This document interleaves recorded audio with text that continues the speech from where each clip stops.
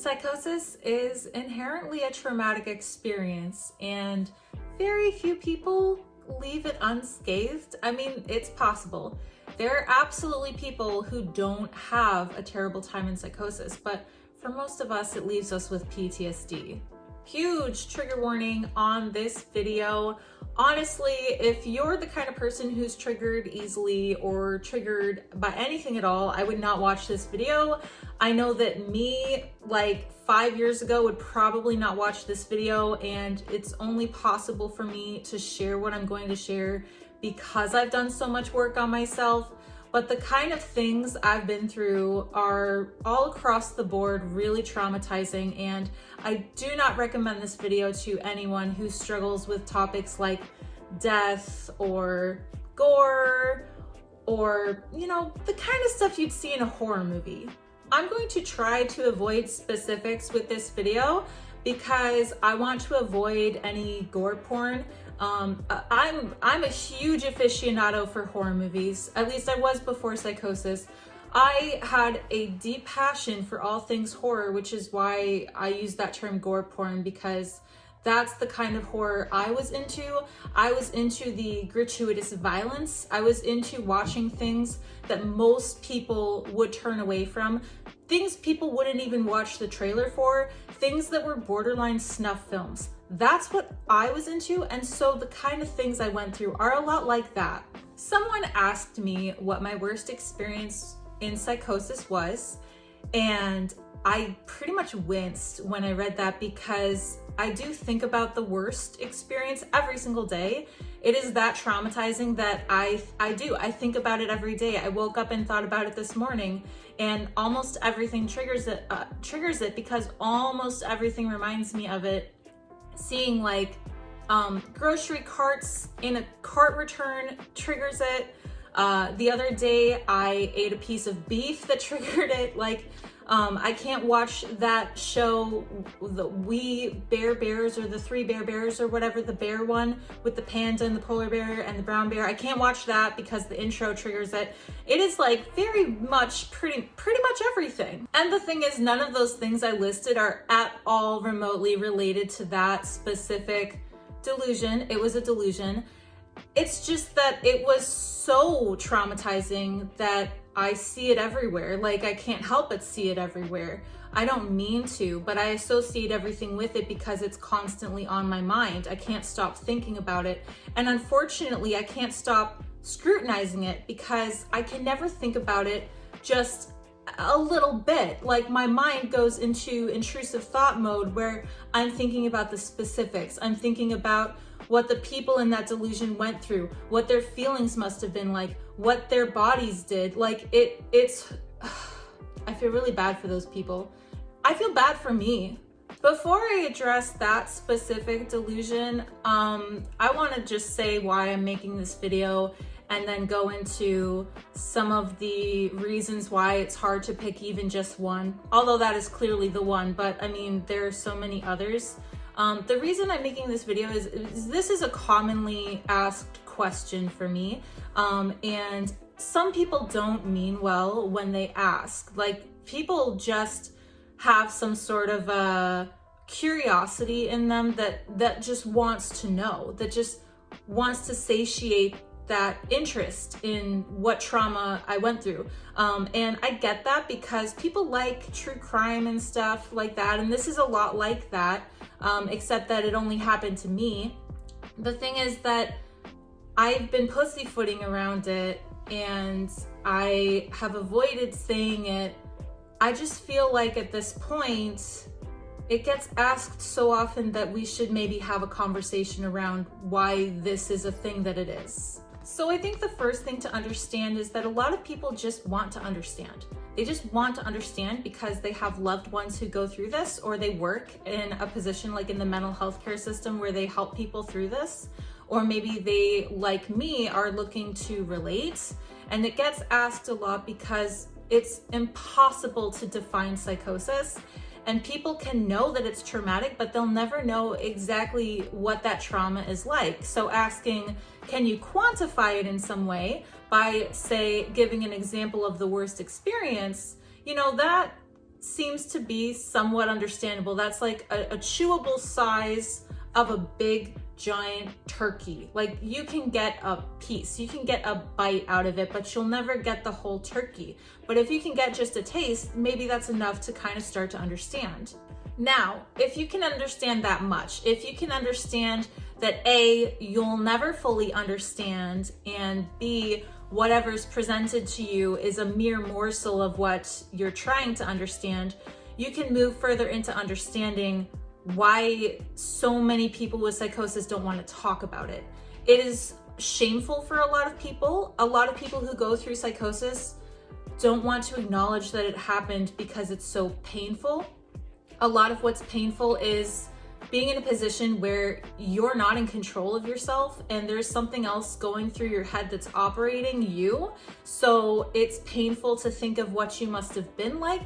It's painful to hear the things you said because you don't know what you've done. You don't recall a lot of it. A lot of people don't have memory of these things. I don't remember a lot of things.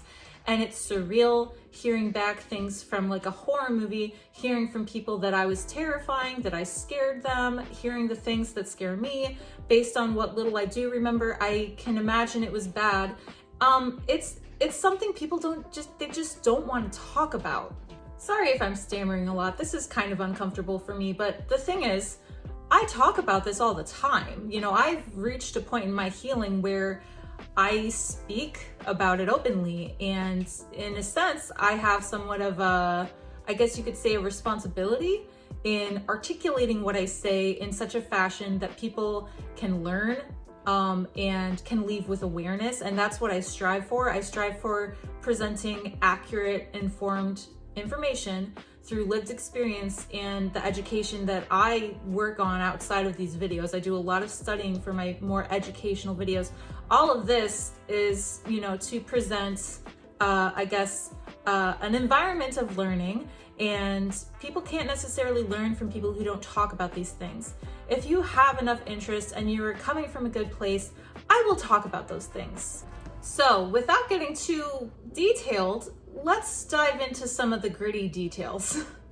Well, I think one starting place in understanding the trauma inherent in psychosis is that a very significant delusion, Cotard's delusion, involves what you could call body horror, I suppose. And it's very difficult to describe the effects it has on your psyche because it's almost like a near-death experience, except that you never died. Cotard's delusion has a lot to do with death or body horror, as I said. You know, some people may believe they are missing organs. Some people may believe that their limbs are rotting. You know, this is where that trigger warning I mentioned comes in, because Cotard's is very, very scary. I believed I was dying, and I had a lot of close calls where I felt myself dying, but then I didn't die. It was really weird. Or sometimes I thought I was dead and I didn't even remember dying. I was just simply dead. And it's scary to die. A lot of people have a fear of death. And when you're living repeated death scenarios, multiple times a day for months, can you imagine how bad that fear of death must become? And it's the imminent death. It's not the fear of someday I will die. It's the fear of I am dying. This is my last breath. And the ways I would die were really scary because some of them were pretty brutal, you know? I believed I was hanged, and I almost had like this weird repetitive delusion of being hanged and then like being in a time loop where I'd relive the same day over and over again, and it would always end in me being hanged. And so every half hour or so, I'd think it was another day, and I'd be like, oh no, I'm going to be hanged. And I believed that for a really long time. A lot of these deaths were recurrent, so I was immolated a lot of times. I believed that I was a monk who had been self-immolated, and I believed that. Like, I could see myself covered in flames. I felt myself burning alive, and those are things that are kind of hard to talk about. that's as detailed as I want to get, because that wasn't even the worst of it. And I know for a lot of people that might be the worst experience they could imagine. I think a lot of people, even having one of those imagined deaths, that would probably be the kind of quantification they are looking for, but it is so much worse than that. That's not even close to the worst, honestly. It's partly because it is so repetitive, and these things happen every day for months. You know, that's why it's not just the fear of the one death, it's the happening over and over every day for months. Now, my longest episode was over a year. So this was a very common delusion for me. Very, very depressing, very dark, and it crushes you to live in that state for over a year. And so, yeah, if I could quantify it, I would have to say that dying multiple times a day for over a year every day was not even the worst of it. Aside from Cotard's delusion, which is a very specific delusion, people can have what I think of as free-form delusions. You know, there are common delusions. Persecutory delusions are part of what makes it so scary. They involve a lot of paranoia and the belief that you are being preyed upon. So some of my persecutory delusions would be having my apartment bugged, having spies tracking me, being followed everywhere, you know, the fear of being kidnapped. And that is part of it. That is specific. That persecutory delusion is pretty across the board common. Like, that is the most common delusion, the persecutory ones. And those are categorical, like somatic delusions of, you know, delusions related to your body, categorical.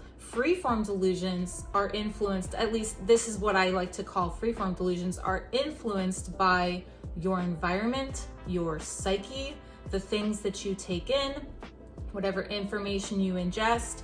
Referential delusions, I feel like, come the closest to what I would call freeform delusions, because referential delusions are delusions of reference. They're delusions that you are picking up messages from innocuous things and they're coming back to you directly to you. So if I saw a book that was titled The Girl Next Door, I'd take that as a message that I was the girl next door.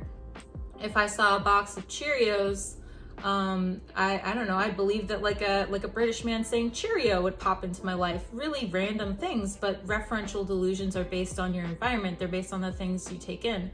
Freeform delusions, at least for me, are like to the next level, where I'm not even just taking in the messages of referential delusions. I am recalling memories, movies I've watched, books I've read, scenarios that have happened, things I've seen on the news. These I am reliving. So I am either reliving memories I've already had, or I am reliving fictional scenarios or things unrelated to me as if they are presently happening to me. So here's a call back to that part of the video where I said that I was super into horror. Let's revisit that for a minute, because I'm sure you can see where this is going. I was called the Gore Queen. My friends called me the Gore Queen.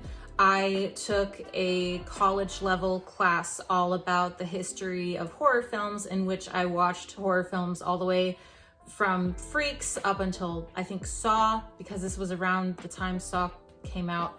And so I studied horror, I wrote essays about horror, I had the highest grade in my horror films class. I was obsessed. I watched as much horror as I could watch. I still love Hellraiser, which is my favorite horror movie. And I can never watch it again, because that was one of my delusions, was believing that I was a Cenobite from Hellraiser. And it kind of sucks to be a Cenobite, let me tell you. I actually know the feelings associated, right? It is so real that I have the feelings of what a Cenobite might feel. I have the thoughts they would have. I'm thinking, like, if I'm in this scenario, what would I be thinking, right? Like, it changes your mind. You step into the role of whoever you're delusionally attached to. And so I would adopt characters. I would be that Cenobite. I would be victims of horror movies. I would be brutally murdered over and over again, like Cotard's to the extreme. it was so specific. It would be the exact scenario of these movies. So my freeform delusions were fucking hell. To express to people just how much they affected me, I tend to tell people I lived it. I lived it as if it was real. I had the feelings someone would have in that situation. I had the thoughts, and so I lived what they lived, just like going through the motions. And so when I say that I was living in Texas Chainsaw Massacre, I lived that. Like I lived what happened in Texas Chainsaw Massacre. Everything the characters went through verbatim happened to me in a fashion. You know, sitting at that dinner table when they're serving the food, been there, I did that, I ate that. That's part of why I struggled so much, you know, with food, things like that. You know, I struggled to eat food because I tended to think I was eating human flesh, or I'd think I was eating poop. That's such a funny word for how awful of a trauma that was. I lost a lot of weight. When I went to the hospital, they said I was underweight, and they said that I was like vehemently refusing food, and I was throwing fits over it whenever they tried to feed me, because at that point I couldn't eat. It's so awful when you think you're a cannibal and you're not. To get to the point, my worst delusion, twofold. Okay, well, it turns out I can't exactly say it, but I will say that there are two that were equally distressing. One of them I struggle with more than the other, and not everyone's going to know the references, but one of them was the movie A Serbian Film. That one was very like borderline snuff. I mean, I think there was some speculation that it was a snuff film, so watching it was super realistic, even just as an audience member, like pre-delusion, it was so realistic, which of course made the delusion that much more realistic. And you know, it was towards the end, that part of the movie, if anyone's seen it, you know. If anyone hasn't seen it, don't bother looking it up, you don't need to know. And the other delusion I, to this day, haven't been able to address. I've told a few people, like in confidence, I've told, I don't know, 3 people.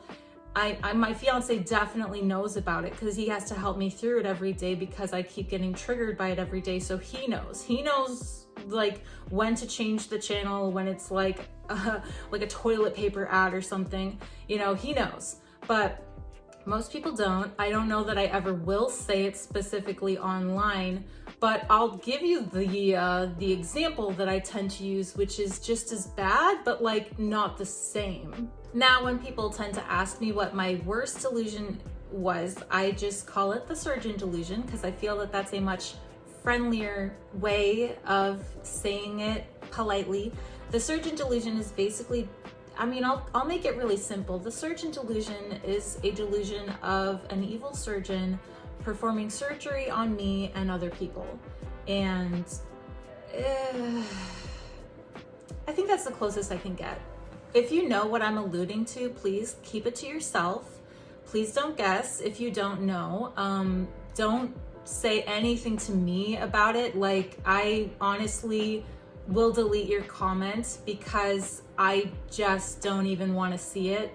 I really don't want to.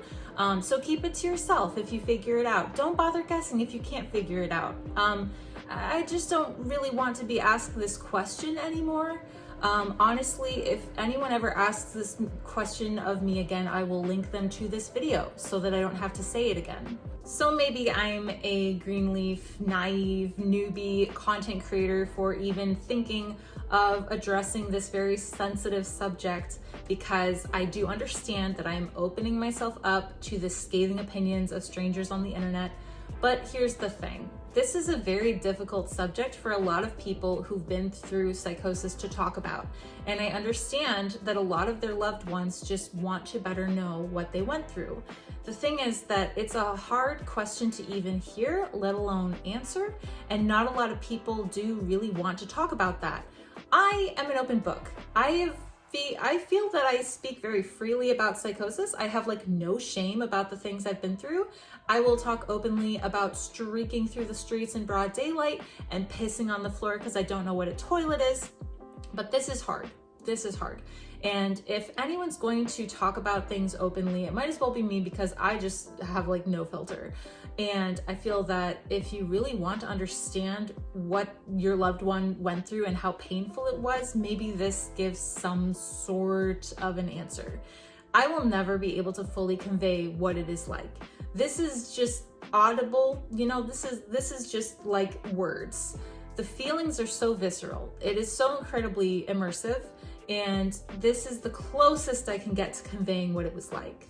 Anyway, if there's any one thing to take away from this video, I hope it would be the gravity of what kind of a question this is to hear for someone who's been through psychosis. And I want people to be coming from a place of care and love. If they ever ask this question, please don't ever ask this question to, you know, fill that need in you for whatever curiosity you have. You know, if you're just curious, this is not the question to ask. If you really truly do care and love someone and you want to help them, please be very gentle in how you present this question. Please understand that they may not always be available to answer this question. And please don't ever push, don't ever pry, don't ever try to make someone talk about something that they can't. Thank you to Madame Fizzgig for the suggestion and challenge for this video. It took me a while to make. I had to really think on it, but I appreciate you giving me the opportunity to be open about such a difficult subject and to hopefully shed some light on the struggles that people with psychosis go through. Anyway, that's all I have for you today. Thank you so much for watching my video. I truly appreciate it. I also love taking suggestions like this one. So if you ever have an idea for a future video that you'd like to see, please leave me a comment. I'd be happy to make one for you. And as always, if you'd like to support my channel, please like, comment, and subscribe. I put new videos out every Monday and Thursday, so if you'd like to see more, just stick around. There's more coming soon. Thank you. Bye.